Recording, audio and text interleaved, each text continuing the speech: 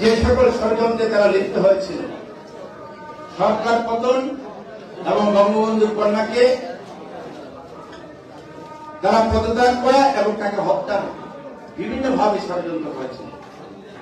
সেই সময় এই ঢাকা মহানগর দক্ষিণ যুবলীগের প্রত্যেকটি নেতা কর্মী সেদিন রাজপথ আপনি রেখেছিলেন, রাজপথ দখলে রেখেছিলেন, লড়াই সংগ্রামে বিএনপিকে পরাস্ত করেছেন এবং নির্বাচনে আওয়ামী লীগকে জয়যুক্ত করেছেন।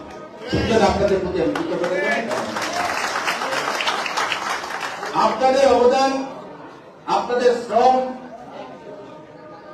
আপনাদের দলের প্রতি যে শ্রদ্ধা ভালোবাসা, সর্বোপরি মাননীয় প্রধানমন্ত্রীর প্রতি আপনাদের যে বিশ্বাস আস্থা, এটা বাংলাদেশের বিরল একটি বিষয়।